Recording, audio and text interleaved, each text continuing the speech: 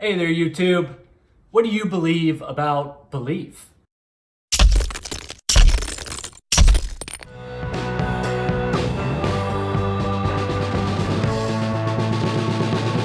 Alright, so there are a couple things that I want to talk about when it comes to beliefs. The very first one of those is that when it comes to belief, the way I would define belief is kind of an instillment of confidence as to whether or not something is true. And a big portion of this would be that you don't really have control over what you have confidence in.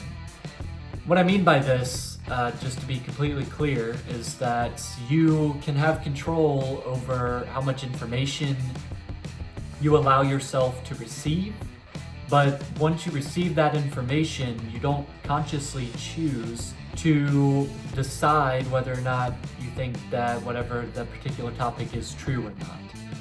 So when it comes to beliefs, I'm not just talking about religious beliefs. I'm talking about scientific beliefs, or talking about, beliefs in other people's actions, for instance. So you can gain information throughout your life that will change these beliefs, whether it be learning about a new religion or a new religious faith, or maybe what somebody else believes about religion. And in this way, we learn and we grow and we develop different thoughts on the subject. We take time to contemplate and do some research, hopefully, and come up with a belief based on those things. So beliefs can be constructed not only by what we seek out, but also what by other people can provide to us. A lot of our beliefs are formed in our early childhood years. Primarily religious beliefs fall into this category, but also beliefs about how one should present themselves for work, how much work ethic they should involve in their life. You can have beliefs about, unfortunately, you can have beliefs about things that people can't control and gain bigoted beliefs. And most of these are perpetuated by single sources of knowledge or of education sources. So if you are brought up to believe a certain thing, you are typically more likely to believe it because that is the stream of knowledge that you have so far to work on. I like to remain skeptical on as many things as I possibly can, because I would like to quote Matt Dillahunty, I would like to believe as many true things and as few false things as possible. Therefore, and I don't always get it perfect. I don't think anybody can get it perfect, but when it comes to somebody saying, this is what the truth is, that's great that you assert that, but I personally want to dig a little bit deeper into it and find out a little bit more information about it before I make a judgment as to whether or not I should believe in it. Like I said, these things aren't a conscious process. Sure, you can make a conscious effort to learn about something, but when it comes to your judgment on whether or not you should believe it, that happens really organically through the process of learning more about it. Once again, this is my standpoint on how beliefs work.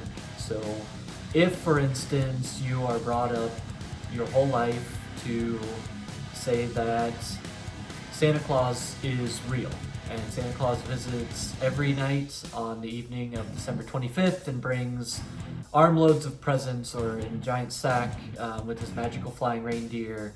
He puts them under your tree, and that's all that you've ever known about the subject. You're never given any additional information as to whether or not you should believe that or not. The only thing you know is that it's true, and you see evidence of gifts being under the tree every morning. If that remains unchanged, then that is what you would believe. Now, whether or not that is true is irrelevant to your belief. You're going to believe it. Now, if additional information comes into play, and let's say somebody teaches you about how Santa Claus comes in to only nice children's rooms and not the naughty ones, or to the naughty ones they even leave coal, and you've never received coal, then maybe that belief could lead you to say that you are a good person or a good child. This is just one example here, but if you then go and you do research on the subject and you find out additional information, that could very clearly change your beliefs. I would say that most people watching these videos understand exactly what I'm talking about.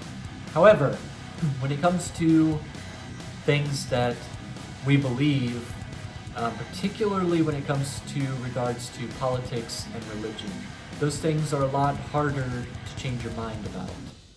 The reason they're difficult to have your mind changed is because when it comes to political beliefs, particularly in America, as you saw in my last video, if you haven't seen it yet, you can go ahead and check it out right after this video. There'll be a link at the end. So if you haven't seen that video, then in American politics, we do have a bipartisan government. So there are really two primarily focused choices that you as a voter can make with regard to politicians. And when it comes to different viewpoints of those politicians, they serve, whether right, wrong, or indifferent, they serve to paint the narrative of that conversation in a way that vilifies the other side. So regardless of which one you believe, you will believe that the other ones are the villain in this case, and be much more apprehensive of even really truly hearing what the other side has to say on the argument, thus limiting the information you receive.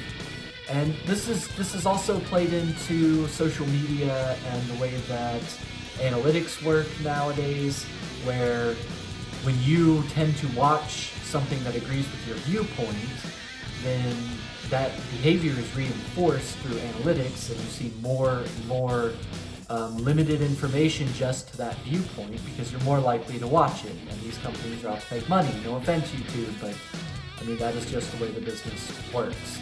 So you have to be intentional in your approach in order to even hear and give full, actual, honest credit to the other side of the argument. This is similar with religion, as I said before. So with religion, the difference is that most religions, the vast majority of religions, paint their side of the arguments into, you have to believe this on faith in spite of evidence, or even in the face of lack of evidence to support our claims.